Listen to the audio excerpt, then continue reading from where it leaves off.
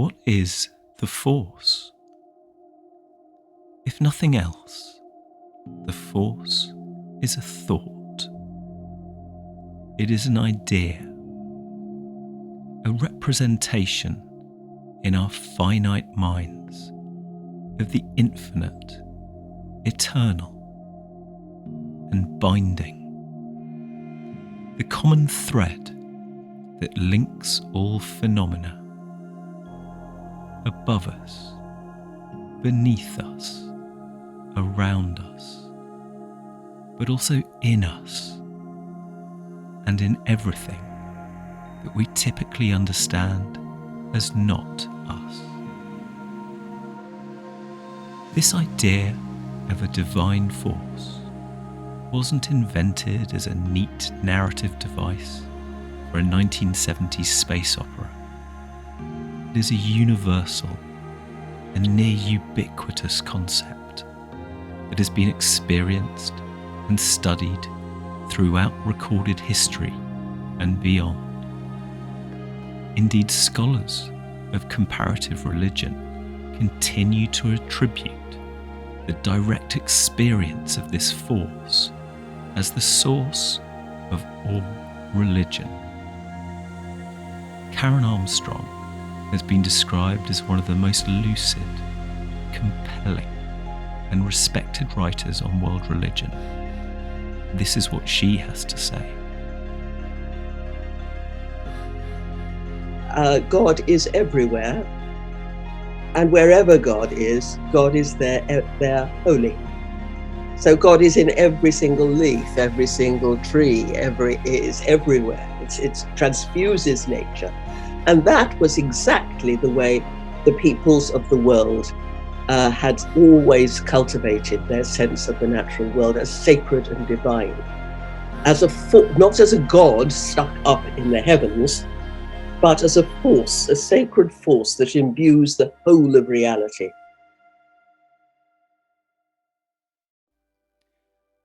Although this force has been called innumerable names, the experience of a sacred force seems to be fundamental to human understanding of the universe and our place in it.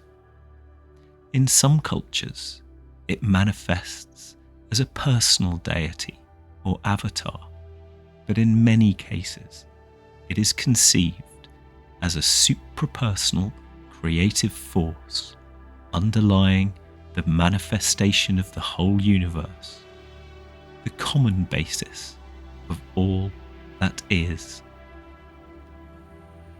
Inarguably the oldest surviving cultures on Earth, the so-called Aboriginal Australian tribes, now refer to this idea in English as the dreaming or Dreamtime.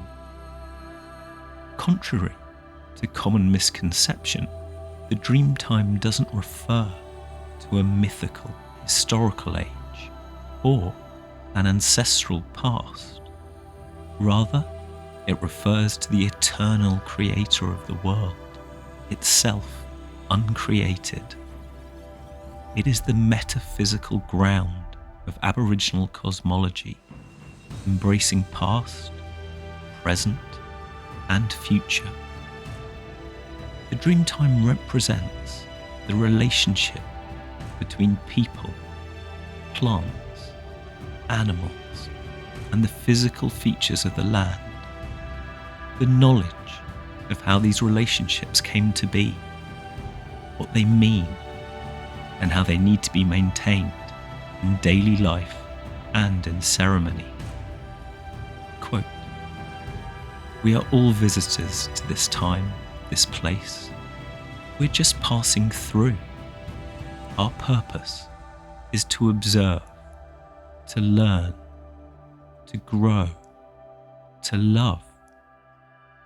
Then we return home." End quote.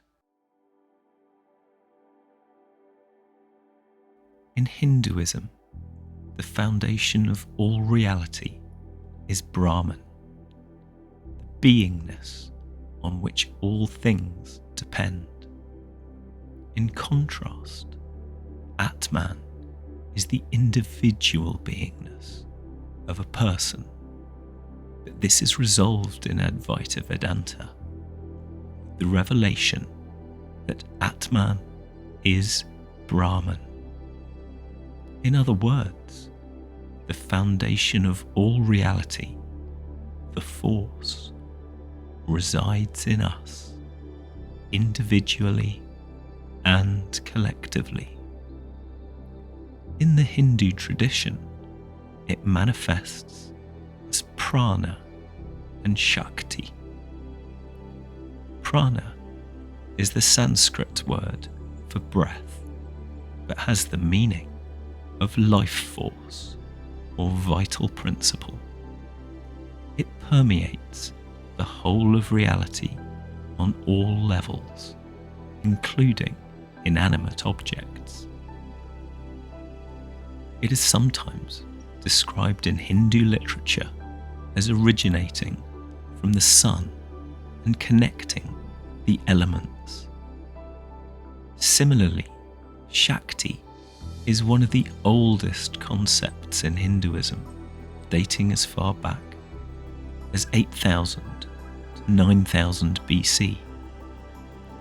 Shakti is the primordial, dynamic cosmic energy, the female aspect of Brahman, associated with the manifestation of energy, ability, strength, effort, power, and capability.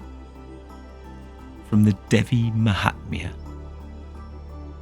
by you this universe is born, by you this universe is created. O Shakti, by you it is protected.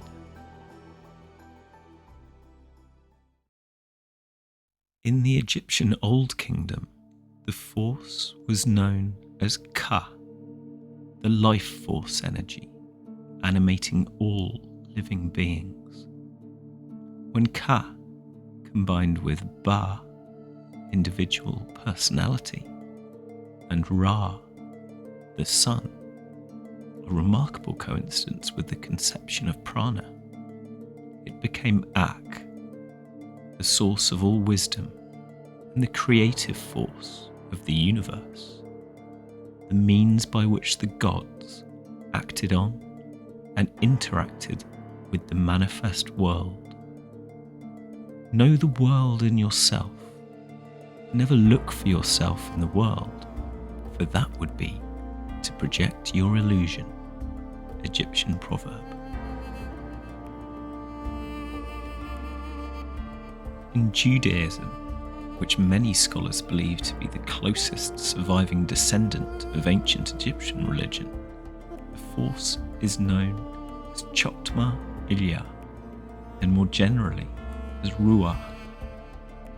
Ruach is the spirit, breath, or wind of the universe, of the Elohim and of Yahweh. It is the agency of God in the manifest world. The Holy Spirit and the spirit of holiness in Jewish thought refers to energy and not an expression of personhood. Never in rabbinical commentaries is the spirit considered as an entity separate from God, even though at times it is used as synonymous with God and interchangeable with Shekinah, the majesty of God present among men and in nature, God's immanence. In Iran, the modern-day birthplace of the ancient Zoroastrian faith, the force was known as Spentimanu in its creative cycle and Angramanu in its destructive phase. The Spentimanu is the source of goodness, good spirit, good mind, right action, and right thought.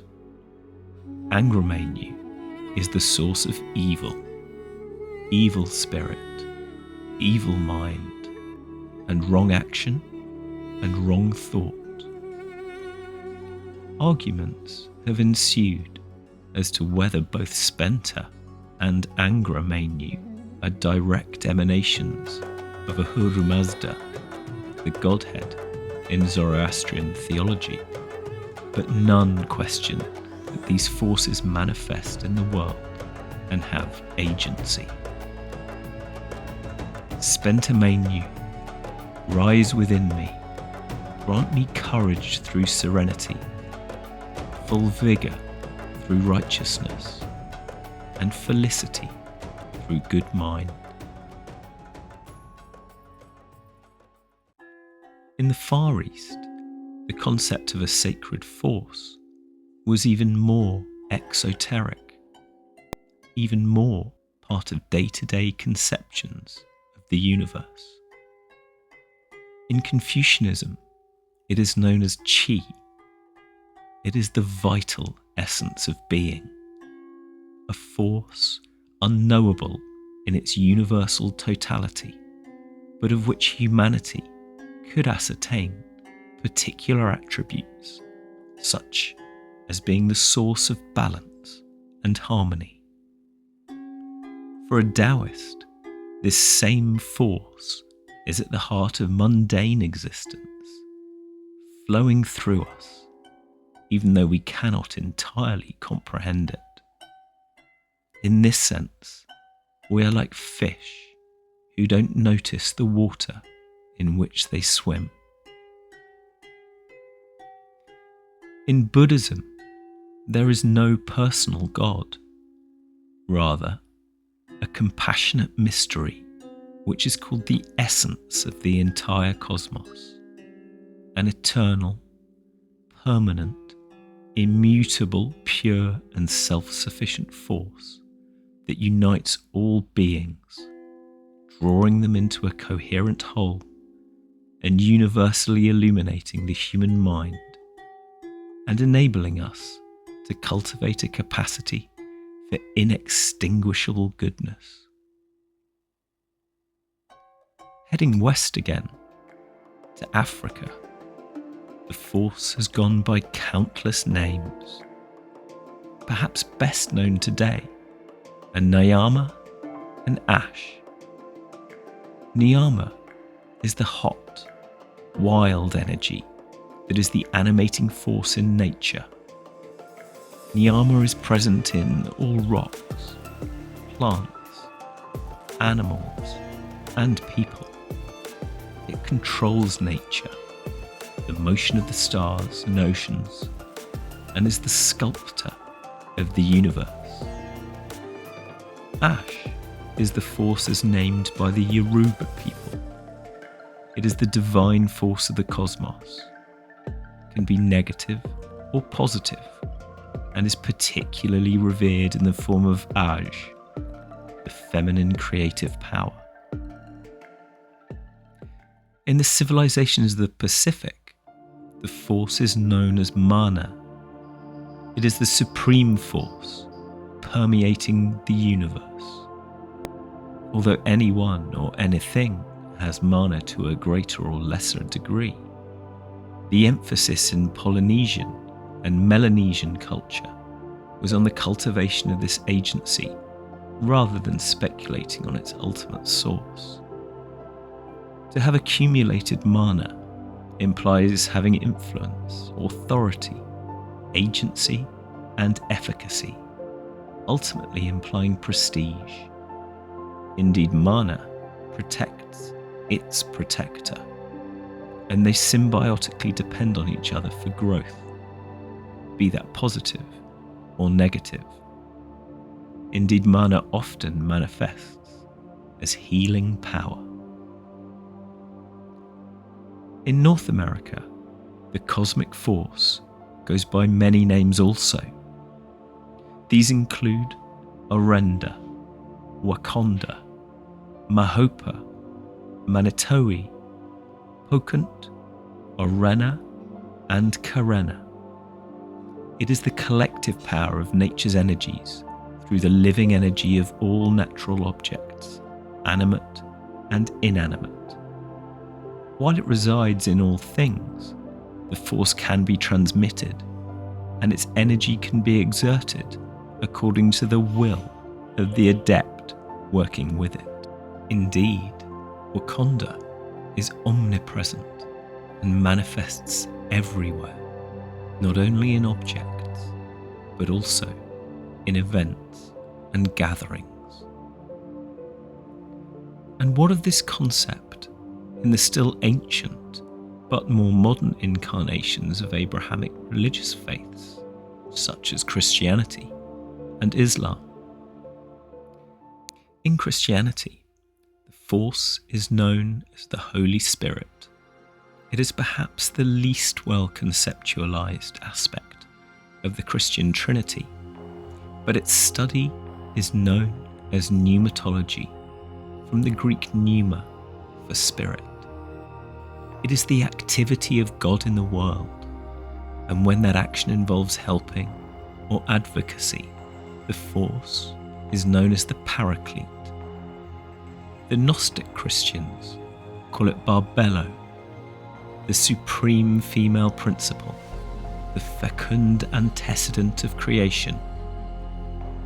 Julian of Norwich, the fabled Christian mystic, wrote, "All shall be well, and all shall be well, and all manner of things shall be well, for there is a force of love moving through the universe that holds us fast and will never let us go." More recently, C.S. Lewis, the author, an infamous Christian apologist, is quoted as saying, "An impersonal God, well and good. A subjective God of beauty, truth, and goodness inside our own heads. Better still. A formless life force surging through us, a vast power which we can tap. Best of all." In Islam, the same force is known as Ruh. In the Quran, it is described as having the ability to infuse life into inanimate matter and perform other tasks beyond human comprehension. Its abilities are depicted as crossing vast distances and time spans. Beyond that, Allah himself is impersonal, despite a personal pronoun. Allah is Ahad, the unique one of absolute oneness, who is indivisible in nature, who is unique in his essence, attributes, names, and acts. Allah is Al-Samad, the ultimate source of all existence, the uncaused cause, who created all things out of nothing, who is eternal, absolute, immutable, perfect, complete, essential, independent, and self-sufficient. In Rastafarianism, the force is called livity. Livity is the Rastafari concept of righteous, ever-living living. Its essence is the realization that an energy or life force conferred by Yah exists within and flows through all people and all living things. In Rastafari philosophy, livity can be enhanced by intense prayer and meditation, adherence to an ital diet, and perhaps, most importantly, loving behaviour towards others.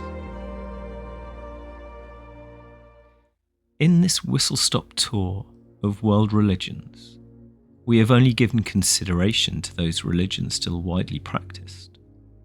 No doubt there are countless now extinct religions that venerated the same idea. But what are the most pervasive religion in the modern world? The secular belief in science and scientists, as the arbiters of truth. In a very real sense, searching for a grand unified theory that will integrate the four fundamental forces into one underlying ubiquitous force is precisely the same search, the ultimate metaphysical question that religion and philosophy have pursued for thousands of years. What might be said of this force? It might be eternal, infinite, omnipotent, transcendent, and immanent. It could be described as the creative force of the universe and the ground of being. Precisely what the religions of the world have already been describing for thousands of years. However, the sacred force of religious tradition is more than the mathematical equation the scientists seek. It is an idea that manifests as profound experience. Mystics across the world and throughout history have been consistent in their reports of communion, literally union with the force. It isn't about praying to or worshipping an external god. It is about awakening to the reality of non-duality. You are not merely an individual soul. It is no coincidence that the word soul also means alone. You are not merely an individual in a vast universe, but you are a vast universe in an individual. There is no good word for this non-dual identity in English, but the stand-up philosopher Tim Freak has coined the term unividual to try and capture this meaning. You are individual and universe, all embedded in, flowing with, and consisting of the force which has gone by so many different names through the millennia. The name matters not. We merely need to accept its invitation into communion. Spiritual masters and adepts throughout history have shown us the way. However, by the early 20th century, enough translations had been made and enough scholarship had been undertaken to put real meat on the bones of what is known now as the perennial philosophy, the recurring method for an individual to recognize their true identity, to realize their birthright as a seat of universal consciousness in the force. Summarized by Aldous Huxley into a minimum working hypothesis, this multifaceted tradition states: 1. There is a force, which is the unmanifested principle of all manifestation. 2. That force is transcendent and immanent. 3. It is possible for a human being to know, love, and become the force. 4. To achieve this unitive knowledge and to realize this true identity is the final end and purpose of human existence. 5. There is a path to follow in order for humans to achieve their final end. In future videos, we will dive into this perennial philosophy in more detail. Until then, may the force be with you, always.